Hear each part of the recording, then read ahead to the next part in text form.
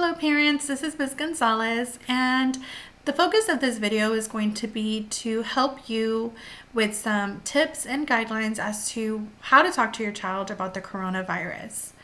One of the things that is so important for all of our kids is for them to feel safe. And right now, there's so many things that are going on that it can cause feelings of anxiety or worry, and we want to make sure that we're having conversations with our kids so that they do know that we are taking care of them, that we love them, and that we are keeping them safe. And so when it comes to talking to your child about the coronavirus, one of the first things that you need to know is that there is no right way to talk to your child about it, because it depends on their age, what they need to know, how they're being impacted. And so these are just going to be a couple of tips and pointers if you decide to have a conversation because you feel that it is needed for your child to talk about this. And so if your child is younger and they're not being fazed, they're not asking any questions, then that's perfect and you don't have to have these conversations. But if you're noticing that your child is, being impacted and they're old enough to know, I would definitely talk to them about it, because the very first thing that we want them to know is that we are there as a resource and that we're not ignoring that there is a pandemic occurring and that it is impacting all of us. And so I would begin this by making sure that you ask questions. First, ask your child, what is it that you know about what's happening? What do you know about the coronavirus? What have you seen?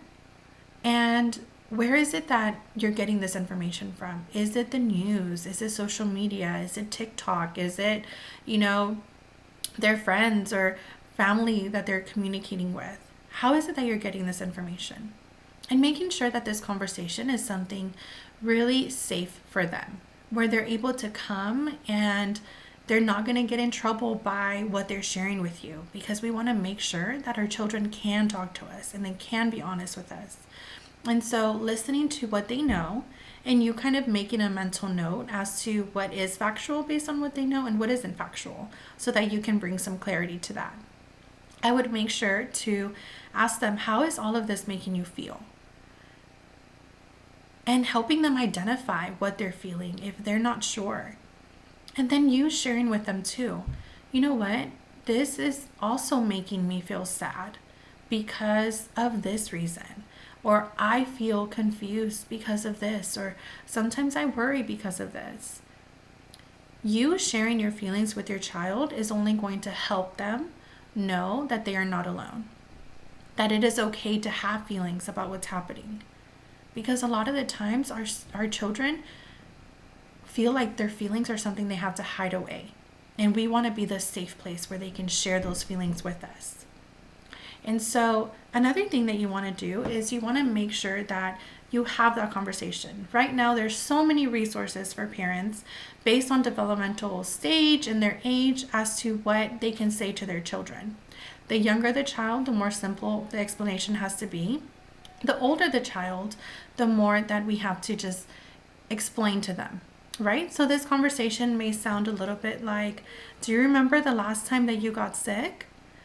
Well, remember you had a fever, sore throat. What did we do?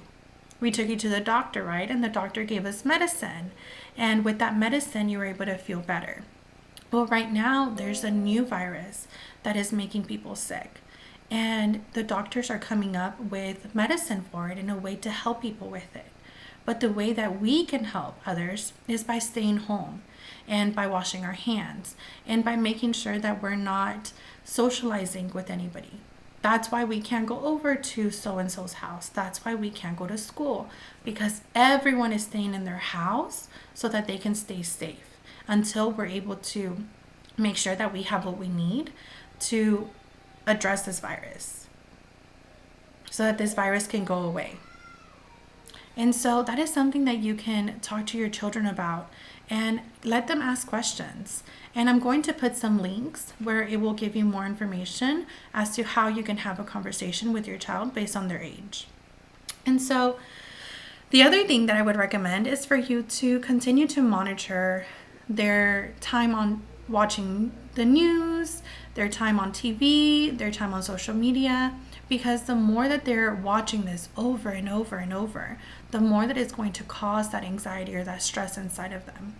And so making sure that right now that they have free time, that you're setting a limit on social media, on usage of technology, and that they're able to invest their times in things that are healthy, that will help them to be distracted from what's happening.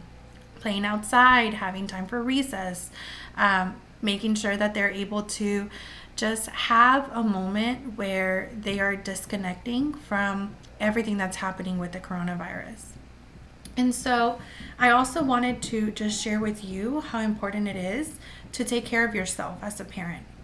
Our children see everything that we do.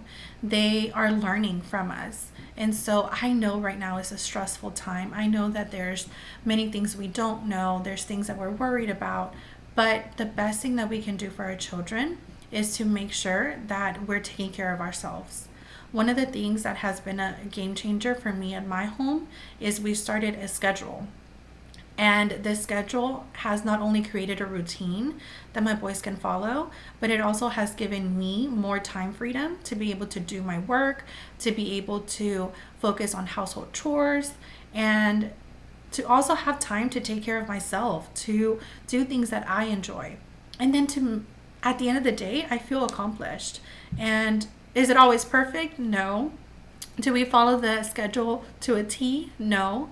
But creating that new routine in your home is really going to help build up that peace in your home. And you're going to feel more successful in just adapting to all of these changes, because it's a lot.